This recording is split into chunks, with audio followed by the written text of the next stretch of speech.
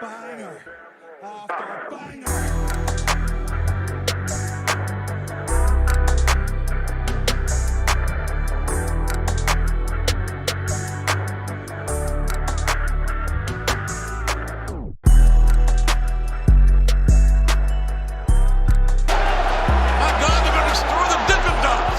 What's going on, guys? It's your boy Big Hero Chris back at you with your AEW Dynamite review. New to the channel, go ahead and subscribe, give me a thumbs up, ring the notification bell, hit me up on Twitter, TikTok, social media.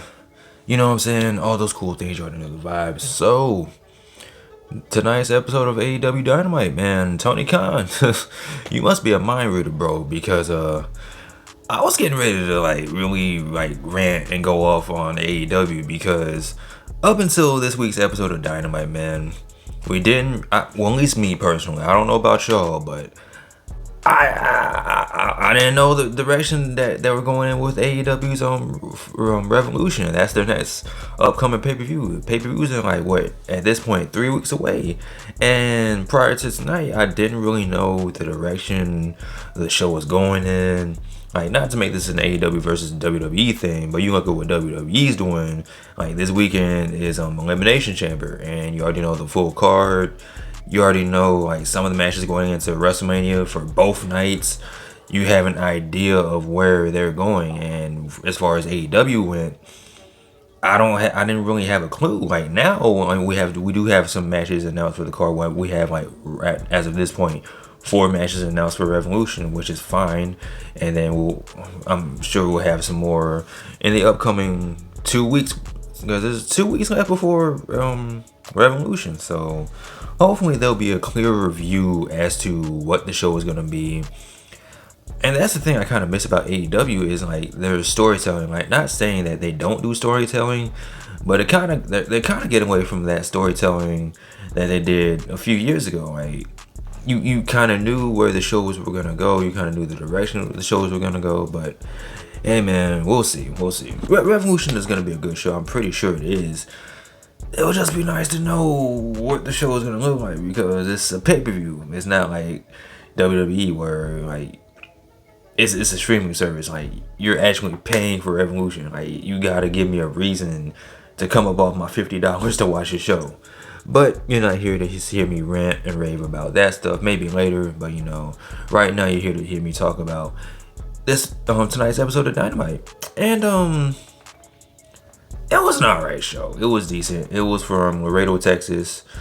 The crowd wasn't as good as it was last week. It was a decent crowd. There were certain segments that they were really hot for. For the most part, it was an alright crowd. It kicked off, tonight's show kicked off with an 8-man tag. And before I even get to this, let me just send my condolences to the Jarrett family. Jeff Jarrett, his father, Jerry Jarrett, a legendary name in the world of professional wrestling, passed away. So I do want to send my thoughts and prayers to the Jarrett family. I know what it's like to lose a father, so definitely want to send my prayers up to the Jarrett family. But it did start off with an 8-man tag. The team of The Acclaim and freshly squeezed Orange Cassidy taking on the Impact dudes. You had Jeff Jarrett, Jay Lethal, Sanjay Dutt, and Satnam Singh in an 8-man tag match. And I can't even lie, the match was kind of fun. It did have some funny moments. There was a sequence towards the end where you had Sanjay Dutt, who had a business shirt on and a tie with his wrestling tights on, so that kind of made me laugh a little bit. And Max Caster went for the Sesame Timber spot, but every person that went on to the top rope to go for the spot kept getting knocked off. Eventually the spot did happen, but it was just funny at how they got to that spot. But the team of The Acclaim and Orange Cassidy won. And you also had the Ass Boys, the new tag team champions. They were watching on from the top of the stage. Also, speaking of the Ass Boys, at one of them matches announced at Revolution will be, it started off as a triple threat tag team match with 2 teams taking on the Ass Boys. But then you had the Acclaim come in and say, listen, we're invoking our rematch clause, which I don't understand why they wouldn't get their rematch at Revolution anyway. But it is indeed going to be a fatal 4-way tag team match. The team of the Acclaim taking on the Ass Boys, and the other two teams will be announced in the upcoming weeks. Anything's possible. We'll see what happens in the upcoming weeks. The next match we had was a Texas Tornado I was about to say Texas Tornado death match. A Texas Tornado tag team match between the teams of the Blackpool Combat Club and like Factional LFI, Roosh, and Preston Vance. And this was actually a really fun match. It was a really violent match. And can you guess who bled during this match? If you guess Jon Moxley, you have to like the video. Jon Moxley bled to the surprise of nobody. It's Wednesday, so you already know Jon Moxley is going to bleed. The Blackpool Combat Club ended up winning the match. Like I said, it was a fun match. Lots of blood, lots of uses of weapons like chains, all types of shenanigans. Blackpool Combat Club won. And I do gotta say that Preston Vance did look pretty good in this match. Commentary did do a good job of telling the story of the past couple of times that Preston Vance wrestled Jon Moxley and his motivation for wanting to get his hands on Jon Moxley. So that was pretty cool to see. Also, while this match was happening, you had Hangman Adam Page watching in the back, watching how true professional wrestlers watch television from that funny angle from the side where it looks like it's very painful on the neck, very stressful and strenuous on the neck, a very stressful way of watching television. But you did have Hangman and Adam Page watching in the back.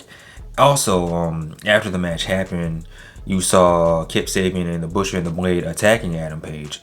So this was leading up to their match later on in the night. And you don't, honestly, you really care about Hangman Adam Page versus Kip Sabian? Of course you don't. Hangman won. The main thing we want to talk about is what happened after the match. So, after the match, Jon Moxley and the Blackpool Combat Club came out. And Moxley got into Hangman's face and said, listen, I know you've been wanting to get your hands on me again. Listen, dude, it's not going to happen. I already beat you. He was kind of like teasing Hangman Adam Page a little bit. And then Hangman started firing back. And he was like, listen, you beat me with a roll-up. I know that's not how I want this to end. And deep down, you know this isn't how you want this to end. So I want you one more time at Revolution. And Jon Moxley was like, I was hoping you would say that because you don't have any friends. You don't have anyone to talk you out of this. So I'm going to beat you again at Revolution. I'm going to beat your ass. And before Jon Moxley could finish making his challenge, the Dark Order came out. Now we all know that the Dark Order are friends with Hangman Adam Page. But in this instance, we saw that Hangman didn't look too happy to see the Dark Order come out because he wants to get his hands on Jon Moxley.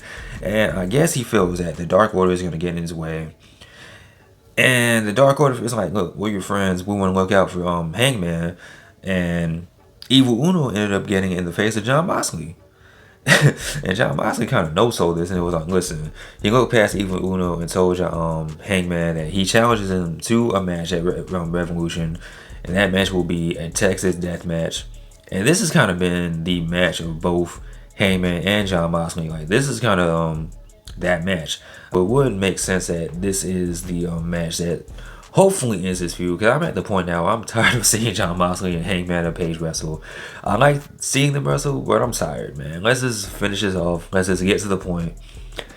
We had the interview with Wardlow and Jim Ross, and Wardlow was pretty much telling the story of how he was close with his father. His father passed away of cancer, and Wardlow went on to talk about how he grew his beard out and his hair out so he could feel close to his dad again.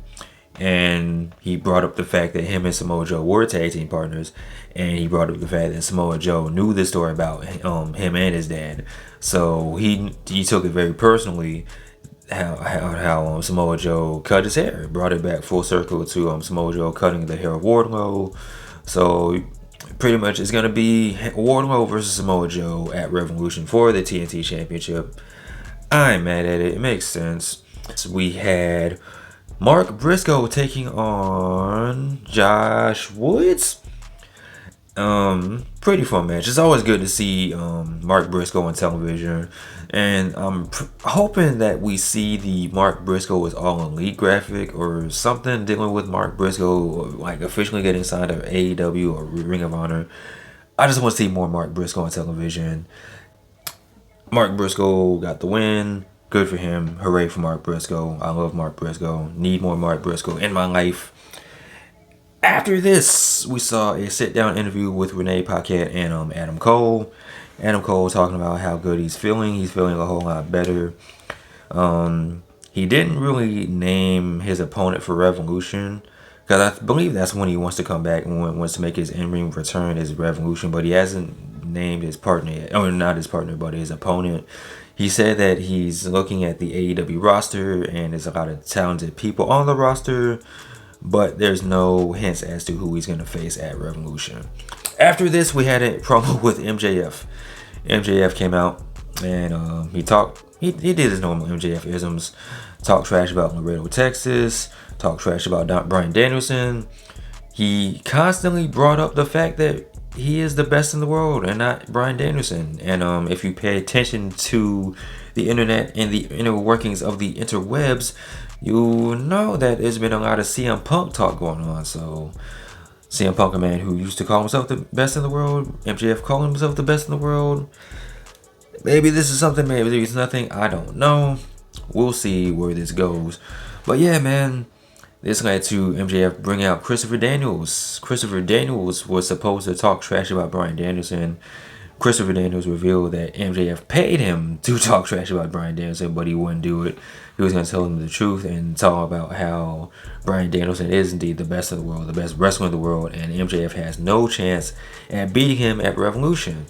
This upset Maxwell Jacob Freeman, and he beat him up and locked Christopher Daniels in the Soldier of the Earth, which led to Bryan Danielson coming out and making the save for his Ring of Honor brethren. So yeah, man, just more build up for their Iron Man match at Revolution. Pretty sure MJF is gonna win that match, but you know, you never know. Also, I'm pretty sure it's gonna be a pretty damn good match. Alright, so next up we had another match that you probably don't care about. Jungle Boy taking on Brian Cage.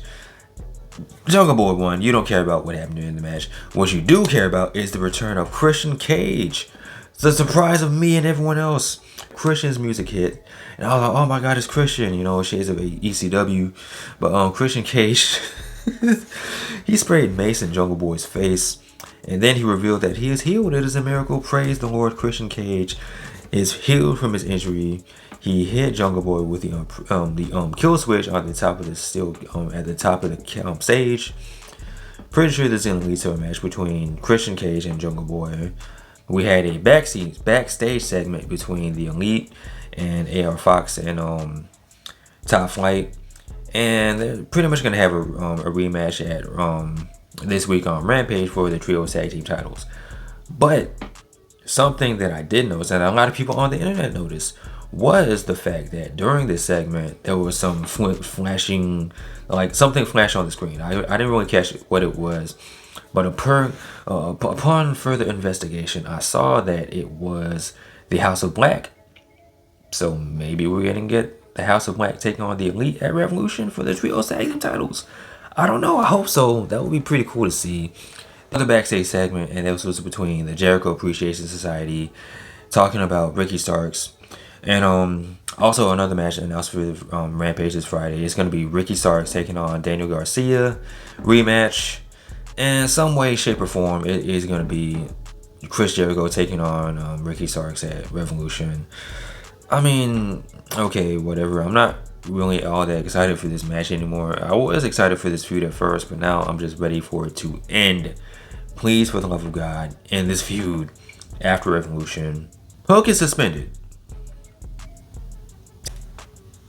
Okay, whatever. So this led us to our main event. This was a triple threat match between Britt Baker, Toni Storm, and Ruby Soho. Now, they kept mentioning the fact that it's the AEW Originals taking on the Outsiders, and the selling point of this match was whose side is whose side is Ruby Soho on? Is she gonna lean towards the Outsiders, or is she gonna lean towards the Originals? Who knows? And I said this last week in my review. I honestly don't care anymore about this feud, which sucks because this has a whole ton of potential to be something good. And I don't care. I honestly do not care about this feud anymore. I don't care. I mean, as far as the main event match, it was an alright match. The spot that everyone's going to be talking about was towards the end, where Toni Storm was about to go for the hip attack, and before she could do this, Saraya was like, "Hold up, you guys ever want to see this?" And she spray painted an L on Toni Storm's butt cheeks before she did the hip attack on Britt Baker. And I'm like, okay, that was pretty funny.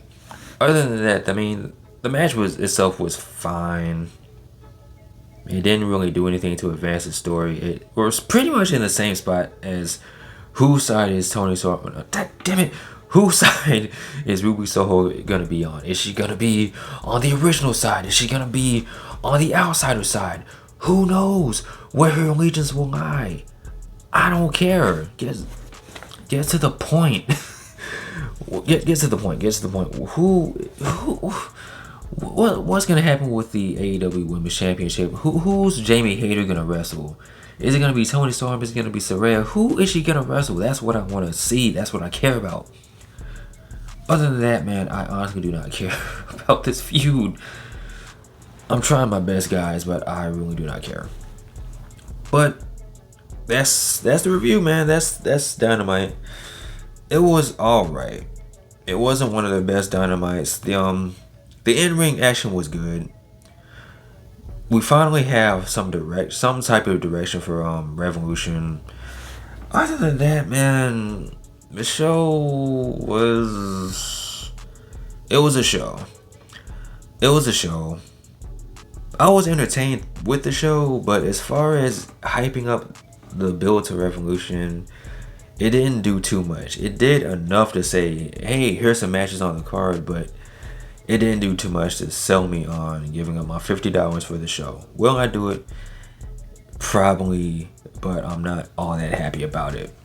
So as far as the rating has to go, I know when I first started doing these reviews, I said there's two ways these review ratings will go: honorary W and honorary L.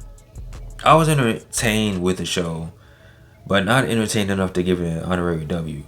I'm not gonna give it an L, so I've created a third rating, and that's honorary mid. The show was right in the middle. It wasn't good, it wasn't bad, it was just there, it was just a show, it was mid. Yeah, so with that being said, I give this the inaugural honorary mid rating. With that being said, what did you guys think of tonight's episode of Dynamite? Let me know in the comment section below. Are you excited for AEW Revolution? Do you feel how I feel, like they can be doing a little bit more as far as building up this show? Let me know in the comment section below. Of course, as always, like, comment, and subscribe. You guys take care. Peace. I'm out. Peace.